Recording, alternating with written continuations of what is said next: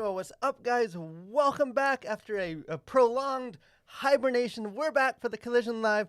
Glad you guys are joining us. I'm your host, Daniel, and in honor, this thing special for our 100th episode here at the Collision Live, I'm excited to introduce my co-host for 100 episodes. Take it away. Joined at the table with this hairy Neanderthal Sam Camp, joined by the Chewbacca to my Han Solo, by the Gimli to my Legolas, by the Bert to my Ernie, by the Max to my Grinch, the Herbie the Elf to my Rudolph the Red-Nosed Reindeer, by the Paul McCartney to my John Lennon, the Wile E. Coyote to my Roadrunner, the Fozzie Bear to my Gonzo, the Kane to my Abel, by the Bonnie to my Clyde, by the cat to my hat, by the Godzilla to my King Kong, the Christopher Robin to my Winnie the Pooh, by the Pride to my Prejudice, by the Best of Times to my Worst of Time, by the Indiana Jones to my long lost archaeological artifact, the Baby Yoda to my Mandalorian, by the Spicy Chicken Sandwich to my crispy waffle fries, by the Buttermilk Ranch to my nice juicy teriyaki chicken wing, the Count Dracula to my reanimated undead corpse, the Logan Paul to my Floyd Mayweather Jr., by the macaroni to my cheese, by the Fast to my Furious, by the Chris Pratt to my futuristic hungry alien, by the fireworks to my 4th of July, by the GI to my Joe, by the Ungoliant to the Two Trees of Valinor, by the Just Add Bacon menu option to my juicy quarter pounder, by the full moon to my werewolf curse, by the taco to my Tuesday, by the Ben to my Jerry's, by the Humpty Dumpty to my Great Fall, fires of Mount Doom to my one ruling ring of power, by the SpongeBob SquarePants to my Patrick, by the Predator to my Prey, by the 12 Plagues to my Egypt, and joined at the desk as I always am by the Dungeons to my Dragons, Mr. Samuel David Kemp. What is up? Well, so you've been a man of many names. How are you doing? I'm doing fine. I feel much better after that. I'm continually amazed at how this has continued to go on for so long, for 100 episodes. That I've always been something to your something, and I'll continue you will to always be something to my something. I'm just glad I got a week off without having to scrape the barrel for some terrible comparison. But this is our 100th episode. Hard to believe. Hard to believe. A little later, we'll kind of.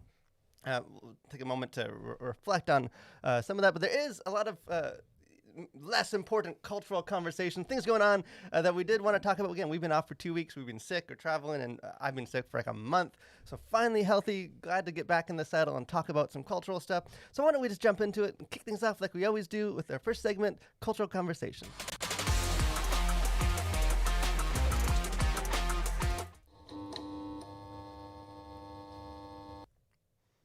So kind of the first conversation thing we kind of touch on and kind of look at is is there anything as a Christian to make of this? It's a story that came out of kind of throughout when we were on our break. But you better believe that I wanted to at least touch on this, talk about this, because this is one of the weirdest things that I've seen kind of in the pop culture Christian space for a while. So if you're not familiar, if you haven't seen the news, or if you don't follow our website, thecollision.org, and seen our coverage of it. And why don't you? Then shame on you. There's a new video game, kind of a more Christian-focused, literally kind of Christian Christ-focused. So this is a game that is called I Am Jesus Christ. So kind of the summary of this game, which I think comes out, like the full game comes out next year. I think like this month, like the sample. I don't know if you just get like the first year of ministry or what you do. It's kind of a teaser for the full game. But this is how the game describes itself. It says, walk in the footsteps of Jesus in this incredible first-person retelling of the story of Christ from birth to resurrection. Perform amazing miracles, interact with a cast of biblical figures, and travel around the Holy Land from Jerusalem to Galilee. Become the Messiah in I Am Jesus Christ. And kind of the later on, like their home page, it says that the game is inspired by the gospel and hopes to spread the gospel uniquely and engagingly. And this thing is wild. This is you can see, I think we have a couple pictures of like sort of what that looks like here. I guess he's talking with the disciples as Jesus. Clearly not taking cues from Michelangelo's The Last Supper, because they were all on the same side of the table. Some creative license. You can see the next one. Talk about a boss battle. This is, I guess, battling Satan in the desert. Kind of clicking that Holy Spirit power to charge it up. I don't exactly remember the combat in that story. I think if you look up the word cringe, in the dictionary, I'm pretty sure this has to be like the first result. Like, Yeah. Please see I Am Jesus Christ video game. And here's the thing: I've tried. I can't necessarily put my finger on like, is this like it seems from the way it's presented that this is just a completely genuine like they say in that their ambition to hopes to spread the gospel like uniquely. it's coming from a good place. Yeah, because my initial thought is like this is just going to be a complete mockery, or this is made by like a bunch of people that are just want to like make fun of Christianity and going to make a Jesus game, or no. But it seems like that's not the case. Like that it's. So I don't know. What do you think? Like, Yeah, I don't. Yeah, it's one of those things where it's like I don't really know what to make of it because it just seems so bizarre. Yeah, I think there are ways to like infuse video games like in scripture or in like the times of Jesus or in the times of Abraham. Like I think you could maybe do some really fascinating things with video games and like infuse biblical characters in it somehow. I don't feel like this is the way to do that though. yeah, when Jesus in the Bible, it says like follow my steps. Like I don't think he meant it like quite as literal, but I think you're right because I think we've talked about here at the Collision Live, like because video games kind of are that like uncharted frontier. Like there's Christian whatever you want to call it, like music or like we have like faith-based films. There's like the Chosen TV show. Like almost there's like theater. There's like Christian kind of performances based on the Bible. Like almost every other like kind of entertainment art medium has this like a Christian influence and like a tradition of it.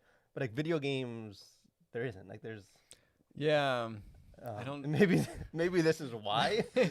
Yeah. Well, because I think I don't know. I think partly it's like so much of the Christian message is like nonviolence, and like I know there are video games where you can just kind of build your town and everybody gets along, and like not every video game has to be violent necessarily, but I feel like it's like Animal Crossing, but it's like in Galilee or something, or you just yeah, I don't know. Like I just don't know.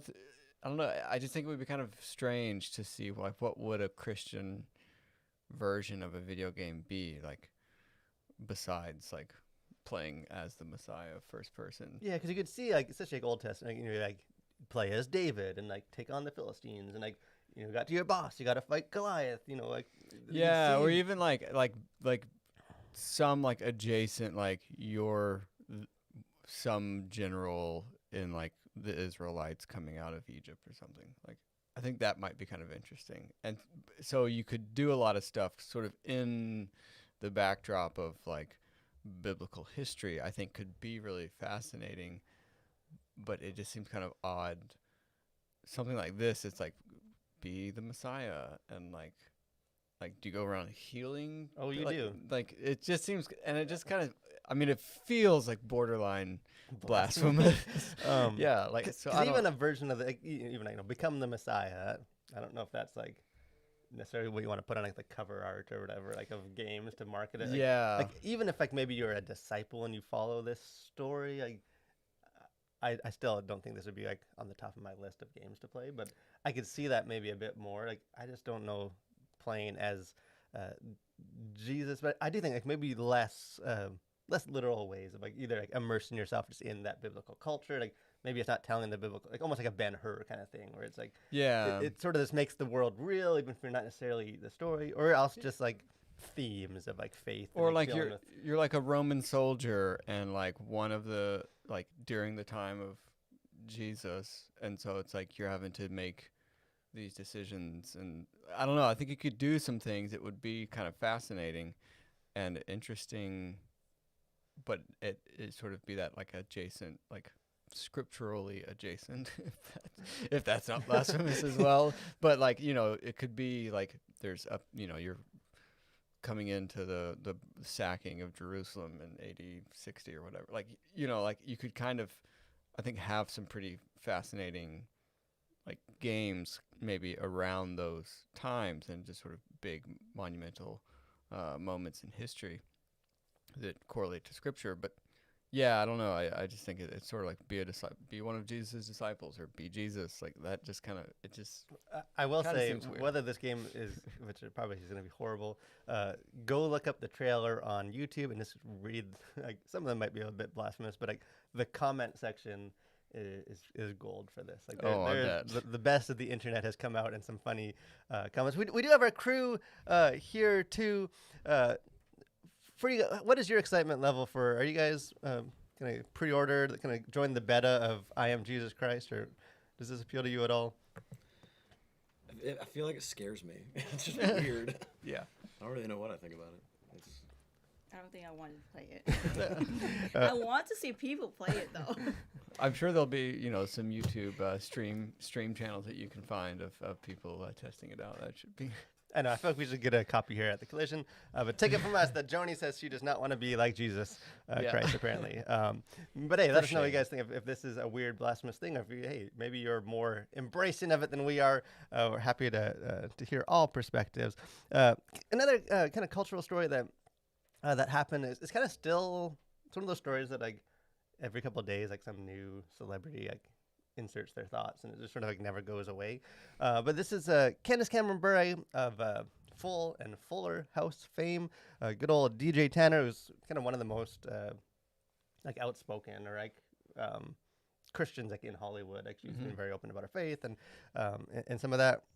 I don't really kind of get into the whole backstory of this. Like she used to be on Hallmark, making Christmas movies. She kind of left Hallmark to go to a new network, Great American Family, which is the former CEO of Hallmark, and because Hallmark kind of changed some of the direction and kind of moving towards more like inclusive stories. And like I think this year, this Christmas is like their first like romance with like a gay couple in Hallmark, and so things have changed. She's moved, so she's sort of been promoting her new network, some of her new movies, and some of her comments on that have kind of sparked discussion, and I think also just sort of speak to like a wider trend. But so she was talking kind of about what people can expect from Great American Family, and one of her answers when she was asked if they would kind of follow suit with some of the more inclusive and kind of with the sexuality and some of the storylines, she said, "I think Great American Family will keep traditional marriage at the core." And Bill Abbott, who's the CEO of the network, said, "Certainly the year 2022, as we're aware of the trends, there's no white word that says yes, this, or no, we'll never do that. But it seems that it's, for now, focusing very much on just sort of traditional heterosexual couples and all that kind of stuff." So obviously, those comments, as you would expect, sparked opinions. You're saying people were upset about that? I'm saying that on the internet, if you look hard enough, you will find people were upset over this. And it was mixed. There are people kind of saying, hey, good, like, kind of back to sort of like trying to be like a throwback to like what maybe Hallmark kind of was a couple of years ago. And then obviously a lot of people who calling her a bigot and kind of piling on her and just a very closed-minded network and just sort of old-fashioned and stuff. Like, what do you think? Is this like, because it does speak to obviously the specifics, but it's also in some ways like a reflection of like so much of entertainment and stuff is just becoming like like, well, you're seeing divided like into, and I don't know if we talked about it here before. I feel like we have, but this idea of like parallel economies, and so you're starting to see that happening, and I don't think in general that's a good thing. Like obviously there's a market for things like this, but I think ideally you'd want everybody kind of in the same economy, but you're starting to see that happen. Like with the Daily Wire, they're doing more feature films, but it's sort of its own separate thing. Like it's not going to cross over into like, at least it doesn't seem to cross over into like theatrical releases or any of their stuff being available like on Netflix or Amazon. And so you're starting to see, I think, more like the mainstream are doing whatever they're going to do, and then like splitting off from that are people who are like finding their sort of political voice, not doing whatever the mainstream narrative is, which I think, there's obviously a market for that, and I think it's good to tell stories of all kinds, but it seems like it's just going to become more and more like the people just aren't going to really be able to relate as much, because it's going to be like, well, I consume this media over here, and then you consume that media over there, and never the twain shall meet. Yeah, because it's almost like this is sort of an example of like how I think like the entertainment industry is kind of going the way of like the news industry, where it's like it's becoming, because there's more availability with like streaming and like, and this isn't streaming, but like to have your own network and not have to be reliant on like a movie theater chain allowing it in or any of that kind of stuff, that it seems like it's becoming more of like, if you believe this, like this is sort of your couple channels that everything's going to be kind of catered to you. Like if you believe this, Yeah. and like, and I think obviously, especially even like as a parent, like there's obvious value in like, because you can't like, you know, like having everything sort of the counter is always like, well, like if it's all on one channel, like just watch the stuff you like, don't watch the stuff you don't like, which is true, but like especially with like a streaming platform, like you can't always be aware of like, you know, if your kid turns on like a streaming thing and like the kid stuff, every parent doesn't know what's in there, and like Yeah. you know there's so much sort of stuff like that there is value in like, hey, I can kind of trust this. Yeah. And, like whatever we turn on, we don't need to like research the movie beforehand. I can kind of trust that it's going to be somewhat fall into like my values. But like, Yeah, I think probably the strongest case to be made for something like this is for like kids programming. And so I think if there are services, whether it's streaming services or some other sort of app or website where it's like these are like, you know, kid approved, sort of traditional family approved type shows that you don't have to like weed through, I could see that being a huge value to parents. But I think like more broadly, I don't know how, you know, I don't know. It's hard to say how that's going to go on a broader level. So yeah, I don't know. We'll see. I think there's obviously enough of a market there that like the Great American Family, or was it the Great American Family? They think there's enough of a market to launch their network, and so it'll be interesting to see kind of how that plays out. yeah, exactly. Again, I think I don't think it's necessarily a bad thing, but I just do think we also need to acknowledge that like we're sort of all playing by the same rules. Like like a lot of these are like in response to the fact that like these networks are now pushing their own kind of values and like worldviews, and like so we kind of start our own thing to push exclusively. Like right. It's not like we're starting our own more diverse thing. Like it's both kind of sides of this want to just present their own and only have their own worldview and like cater to that. Yeah. So I do think we sort of we're both guilty of that. Yeah. This is sort of how we kind of navigate that. But hey, let us know what you guys think. Especially, you know, the amount of Hallmark Christmas movies I've watched in my life is the same amount of like flying pigs I've seen. Like that's not really my my thing, so this doesn't necessarily affect me in that way. But if you are one of those Hallmark Christmas people that start watching in like October, let us know what your thoughts on this, and if you're excited for this, if you'll be shifting over. So is just maybe one question about Hallmark: is that exclusively Christmas I don't think it is. shows? But I just thought it was that's like cheesy romance. At least in my, I'm getting the nod from Steven, who, if anyone knows, as he mouths his mom. Yeah, sure, Steven. We know you know all this because your mom loves the show, not because you love Hallmark. But we'll take your word for it.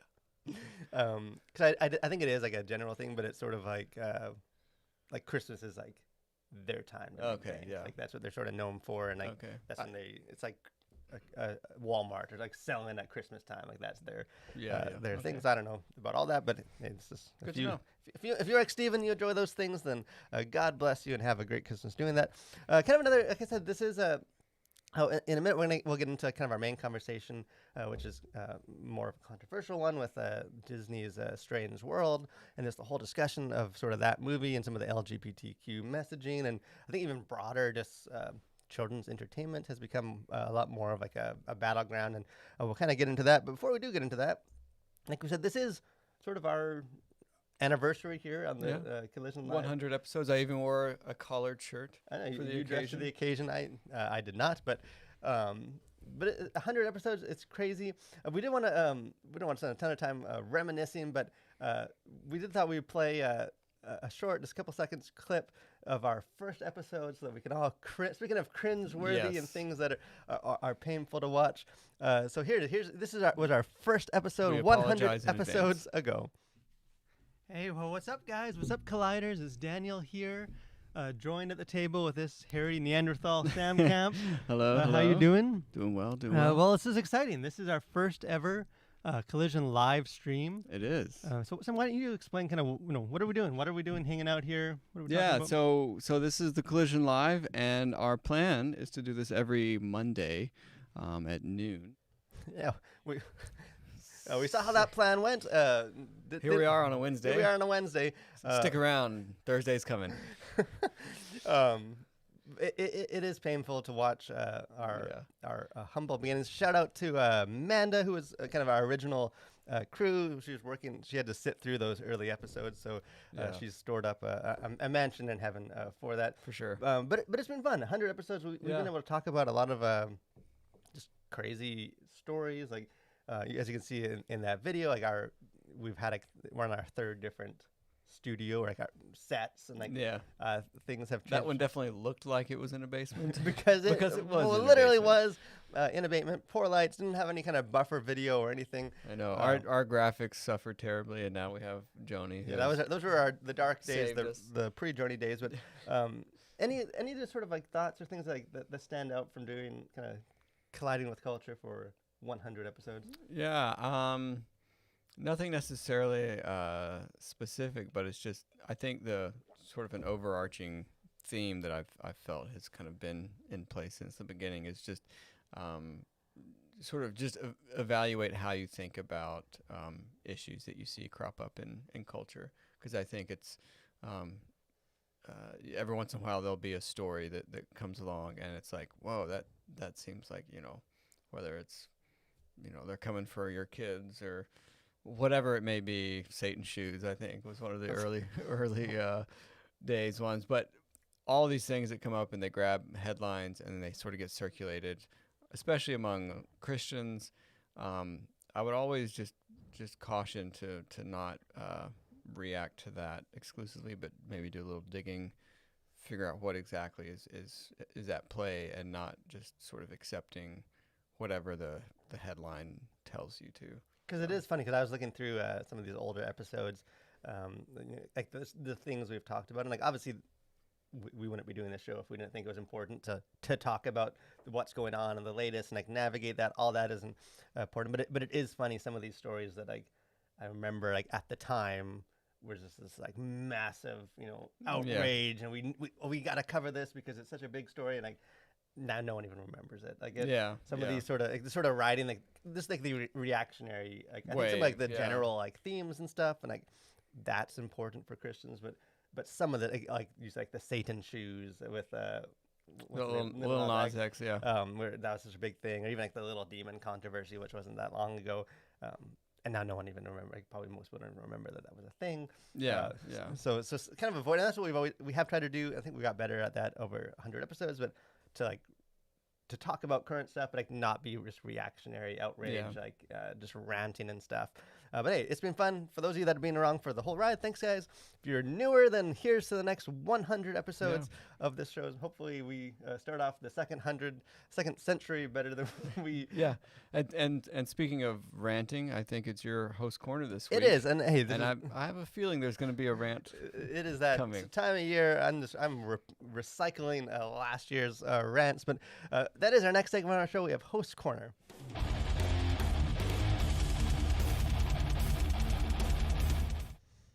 So I would say I'm a pretty, and hopefully you guys, if you guys have been following the Collision, would agree that like, for the most part, I'm a pretty level-headed guy. Like I don't get super bent out of shape about stuff. I tend to approach things, try and kind of remove some of the emotion and think rationally. But there are a few things that just get me a little, kind of light me up like Rudolph's nose. And one of those is Christmas music. And no, I'm not talking about like the traditional songs, which are absolutely perfect. Arguably, I don't even think arguably the pinnacle of Western world art achievement.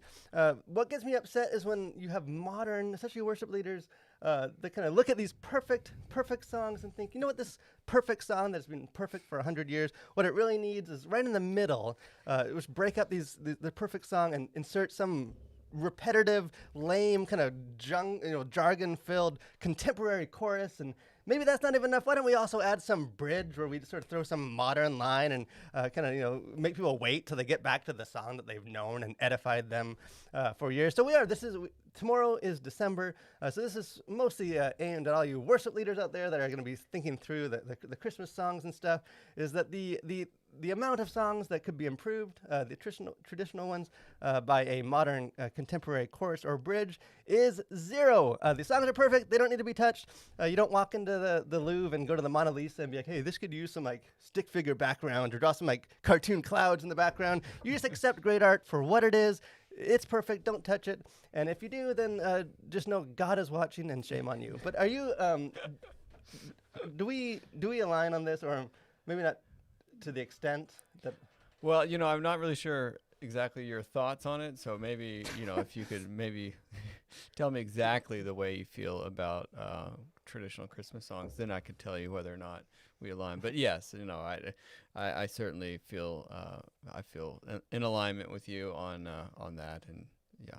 So I hate like the bridgy, chorusy additions to like perfectly fine Christmas carols. Like to me, I don't just spend too much time on this. No, let's spend more time on it. But it makes me feel better. But it is. I feel like it is just totally a byproduct of like, well, we need things to be new. We need to add like. But I just don't. Like, I can't comprehend someone looking at like "Hark the Herald Angels Sing" and being like, "This song is incomplete somehow." Like, why don't we just like add some like Well, I think the problem is it falls prey, I think, to just the contemporary music of churches, and I think that's the issue. And like contemporary music of churches is super repetitive courses that don't necessarily say all that much. And it needs to kind of there's this like need to sort of just repeat things over and over, and I think that has kind of found its way into like much beloved Christmas songs. And it's like, and I think they like for some reason I think a lot of worship music feels the need to like we need to stretch the song out. Like it could have ended about 3 repeats ago, but like if we just tack on another 4 of the bridge. And then we just, because this groove is good and everything, like everybody loves playing this song. And like maybe if we just, do one more time around, it'll be great. And I think, people just don't let the songs end when they should. Trace it back to like contemporary music. I trace it back a little further to where there was a man and a woman in a garden, and a serpent came up and tempted them with sin, and sin entered the world, and we and now we have which I'll grant you I'm okay mostly if you like kind of play around with like the tune or like the style of it. Yeah. Which we do. Gerald Washington says, I like what Maverick City Music did with Joy to the World. I need to look that up. Joy to the World is one of my favorites, so I feel like maybe that will touch me in like a sensitive, maybe I won't be as open to it. There very well could be examples where it works. Just none of them come to mind. But hey, I am Mr. Tradition when it comes to Christmas. It's like, to me, it's like the same as like the national anthem. Like keep the melody, just don't change the things that work. But kind of moving into our again, let us know your thoughts if you think I'm too cranky, if you just need to loosen up a bit, and I will judge you accordingly. But kind of our main conversation, this being like a more controversial, kind of a more cultural conversation. So Disney's latest kind of original animated movie, Strange World, just hit theaters. It hit theaters right before. Or maybe on Thanksgiving. I thought like the day before Thanksgiving. Kind of its big movie. They were hoping poised to make a big splash at the holiday box office, and it did not make a splash at the Hollywood box office. So this is a movie. If you're not familiar with the movie, a lot of the marketing, I would say most of the marketing about this movie, kind of centered before it came out, was centered on the fact that this is their first sort of Disney movie with very like front and center, overt, not like blink and you miss it, a gay character. The main character, his name is Ethan. He's like, I think he's 15 or 16 character, and he's very openly gay, and you kind of see him like flirting with his kind of the crush he has, and if you why don't you get all into like the movie itself, but a lot of it unfolds very much like like sort of an allegory for sexuality and exploring that. So that's sort of a lot of the marketing, the PR, the press tour was kind of on like why this is important and kind of why it's a landmark thing. Well, it hit theaters. So this thing had a $180 million budget, which if you throw in like marketing, I think one of the breakdowns I saw showed it needed to make about $360 million just to like break even, and then anything above that, they can start making profit. Well, it did not make that. On a holiday weekend, no less, it made $18.6 million, which is just a monumental bust. It's called a tax write-off. Because the other movies like Lightyear earlier this year, for a lot of similar reasons, was also a bust. But like, this is like next level bust. Like this Yeah, is that's really like it's. I don't think it's a coincidence that like the CEO of Disney was fired the same week that this came out and like replaced by the former CEO Bob Iger. Obviously, this is not what they were hoping for, not what they were expecting. But it's raised kind of in the aftermath of that, just a lot of conversations about like kind of people trying to figure out like why is this such a complete bust? There's been a bunch of different takes, and I do think it is there's a tendency for these to like just reinforce your priors. Like, whatever you thought about about the industry, like see, I told you this kind of fully affirms that. So you can kind of obviously there's a lot of different reasons. But I think in some ways it follows the trend of like these late kind of recent animated films with like just sort of alienating families or like dealing with content that seems like families don't necessarily. That's not what they're flocking to the theater. So Yeah. what are your? Cause again, I've seen this movie. I reviewed it. Check it out at collision.org and our YouTube channel. You have not seen the movie, although you saw my I saw insightful your review. Yeah, very good. Well done. Which Per- some might perfectly say was more articulated. enjoyable than the movie itself. Yeah, I feel like I've seen it now, and I don't need to go see it. But what are kind of some of your initial thoughts? Again, I think there's lots of different aspects to this, but kind of what are some of your takeaways from? Yeah, I mean, I think maybe one takeaway would be if you market your movie based on like the importance of the message that it's presenting, then you're probably already doomed to fail. Like if your pitch to go see a movie is like it's important because it talks about important things, then you're already in like troubled waters. Because I think we've seen that with like what's it, Don't Worry Darling. It's like you need to see this because it's an important movie. Like nobody saw it. Or like Bros, which is like a same-sex rom-com. Obviously, a lot of the overlap. Did the same thing, where all the marketing was. You need to see it because it's not, important. This is funny. It's because this is a landmark. This is like a culture changing. This is a. So I go ahead. Oh, I was gonna say because we are both we're both parents. We have young kids. And I think I can't speak on behalf of all families, but I don't think most parents choose movies on the basis of like this will help change culture. Like no, you just want something that your kids can watch and like it be relatively wholesome and like them to enjoy it, and then you go off and like you got a bit of a breather. Like I mean, I think especially kids movies, and we've talked about kids entertainment quite a lot, I think, on here lately. But I think especially kids entertainment, I don't think that's the place. I mean, and maybe this feeds into sort of your priors, but like this, I think would solidify or at least propagate the idea that like Disney's coming for your kids. Like I know we've sort of poked fun at that before when other headlines and stuff sort of indicate that like there's this conspiracy to like come after your kids and make them whatever. But I feel like something like this would certainly feed that narrative. And I think the fact is, whether or not, like, if let's say you are a very progressive family and you don't mind this kind of stuff, but it's like at what age is that appropriate to be having these conversations? And it's like probably not like before puberty. And so it's like a lot of these families aren't necessarily looking to like broach that topic with their kids.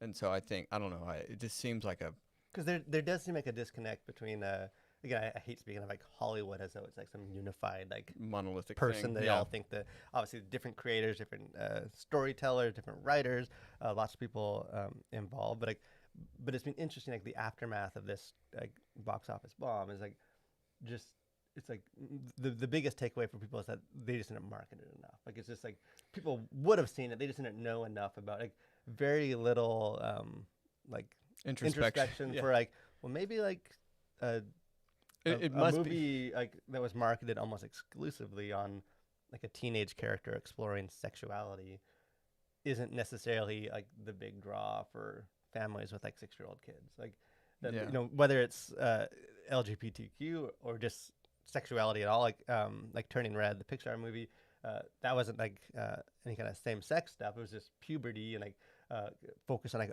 a girl getting her first period and like walking through that. And it's like I don't think necessarily there's anything wrong with like but that that's just a topic, very, very niche but it's like I don't know if, audience. Like, yeah, it's like I don't know if like a you know the fact that that doesn't draw a bunch of like 8-year-old or 7-year-old boys, you know, parents to like watch that. Like, I don't think like it's sort of like this the idea that like sexuality has just become this like theme and everywhere. But like it seems like such an like children's entertainment. Like yeah, more and more that's become this like the vehicle we use to like to talk about sexuality and like normalize sexuality and like have characters wrestle with sexuality and like the fact that it's not appealing to families like this is like disconnect that is like they can't seem to figure that out that like that must not be the reason. Like, it has to be something else. if like, we just marketed it more on like the sexuality of this teenage kid, like if enough families knew. yeah, I mean, but I think like, and I think you maybe begin to see this with like Bob Iger coming back. It's like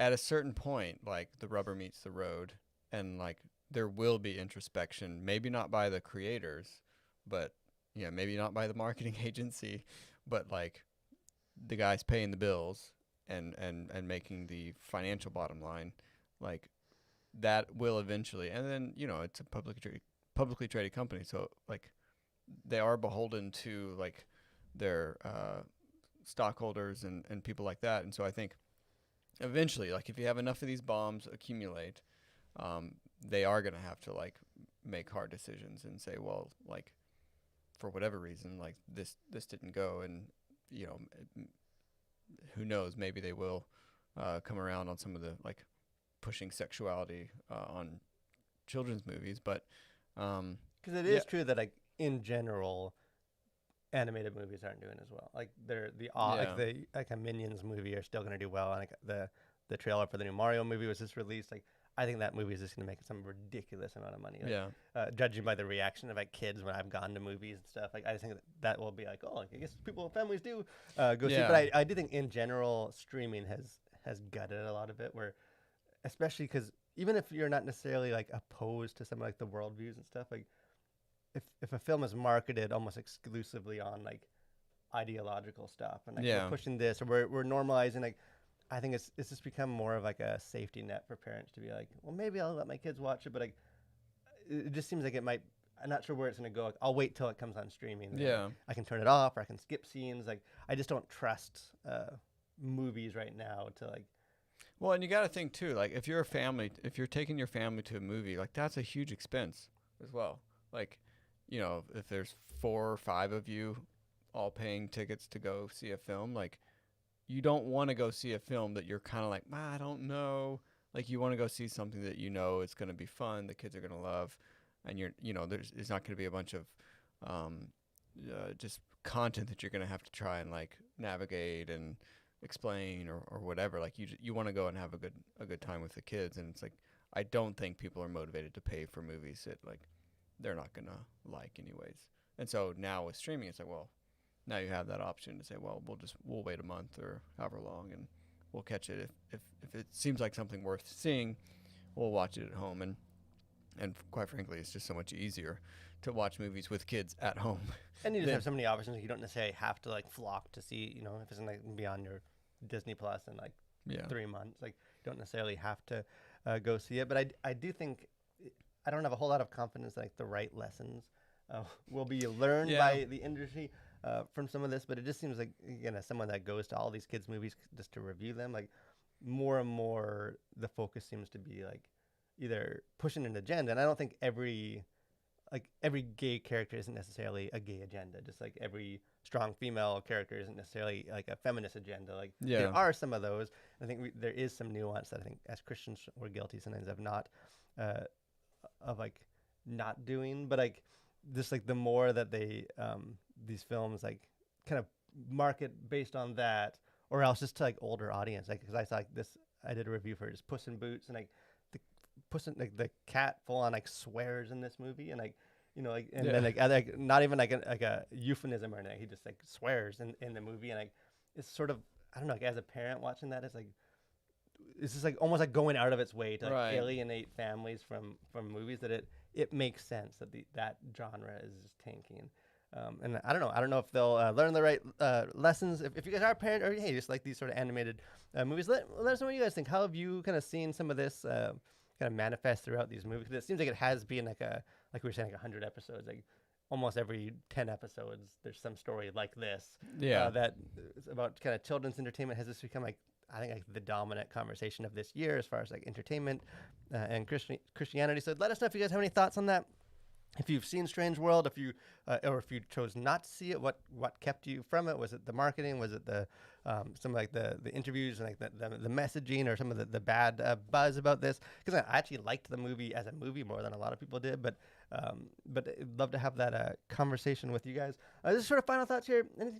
Anything going on in the world? Well, I'm just wondering, have you already streamed the new Willow on Disney Plus that I think have not. I think that dropped today. Which I think, judging by the trailers, that might also be a similar story, where I think there is like a same-sex relationship at the center of that movie. So maybe we'll end up talking about that. But the original Willow is that's near like and dear top to you. tier movies. I'm definitely excited. Still haven't seen it, so I'll have to. So I'll definitely. I probably will check out that show. We'll let you guys know too, as far as like this other stuff going on here at the Collision. Like I said, Puss in Boots, that movie actually comes out in right before Christmas in December. But I was able to watch it early, so I have a review up. And I do think, especially if you're a parent, check out the review, because there is content in there that, as a parent, maybe you want to be aware of. And also, I think actually tomorrow I had the chance to see. Kind of a faith-based Christmas movie. I Heard the Bells, which I think through Fandom Events starts like a limited release in tomorrow, like December 1st, and I forget when the end date is. I think is until people stop going to it. So I checked that out early. I have a review for that. I actually liked it, and I don't normally like. I don't like a lot of faith-based films, but I thought it was a good movie. So check out the review for that, and it is one that I think is a wholesome movie to watch, kind of as you start your Christmas season. Any final kind of words of wisdom or anything for? Here's to 100 more. We'll see. Here's to 100 more. So thanks for joining us, guys. Hope again we took a couple weeks off, but we'll be back next week. Should be plenty of talk about. Hope you'll join us there too. Thanks for watching, guys. Stay safe and continue to collide with your world for Christ.